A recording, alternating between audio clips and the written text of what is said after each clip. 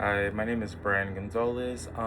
So this is gonna be for the 30-day project. I have a couple of notes that I've written down here, so if you see my eyes kind of redirect. So I'm sharing my reaction to the 30-day project. So for me, what it means is to live on minimum wage in California. So the assignment, it kind of really helped me open my eyes to kind of how difficult it would be to be more independent for like on a minimum wage. Even while working full time with the minimum wage, it's still somehow not enough.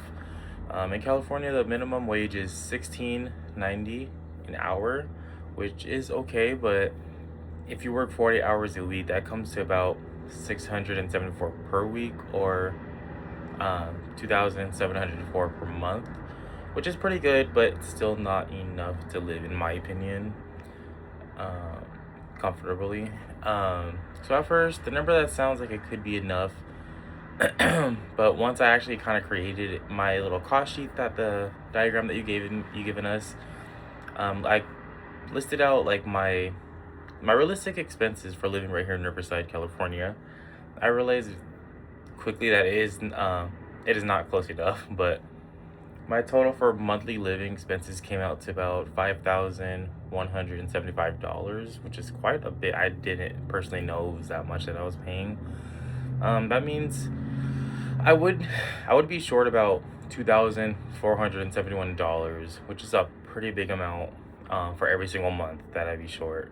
So my first question is, how much more money would I need?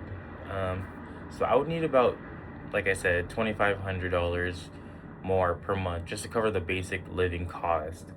Um, so that was kind of shocking to me, because, like I said, it's just a lot. Sorry about the noise. I'm at home. It made me realize that poverty is not just about people working. Someone could work full time and still fall behind like, immediately. So when I thought about how someone was affording these kind of monthly costs, the only realistic option would be cutting costs drastically, like relying on outside transportation. I could reduce entertainment, stop eating out as much, or limit like subscriptions that I don't really use. But the truth is, in those things are not the main problem. The main problem is that the biggest expenses are the necessities that I use.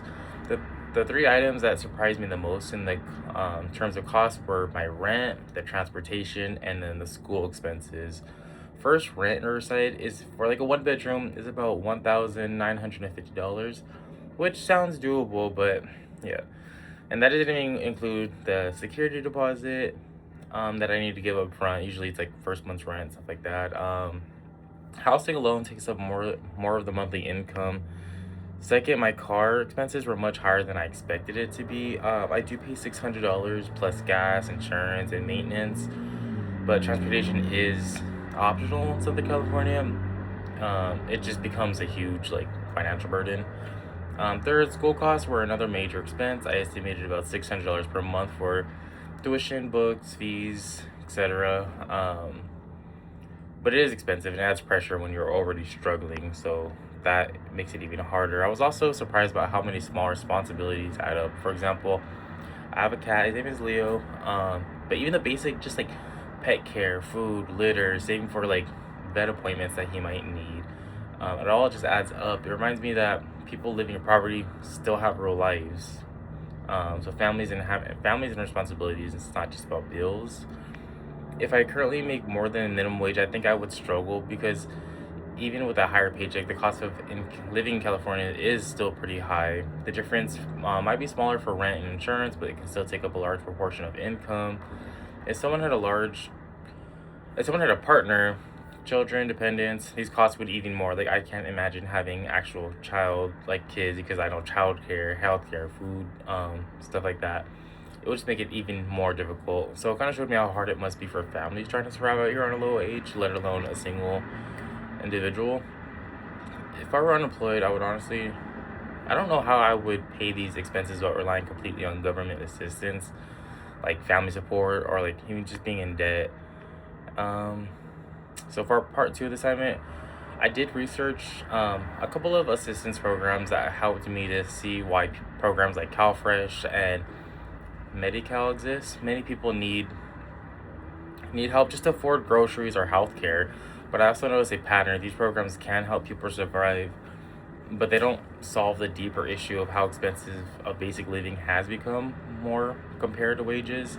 Overall, this project did change my perspective on poverty. I learned that the minimum wage is not enough to support um, independent living in Riverside. It's just too expensive, even with a full time job. Poverty is not just about an individual problem, it's connected to a larger systems like housing costs, healthcare expenses, and structural inequality. This is I meant maybe more of how made me more aware of how easily someone can fall into financial hardship, but it also made me more grateful for the resources I do have in this current moment. It also motivates me to continue focus on my education, my goals, because financial stability is a hard to achieve, but more than people can assume. So that's it for my video. Thank you for watching.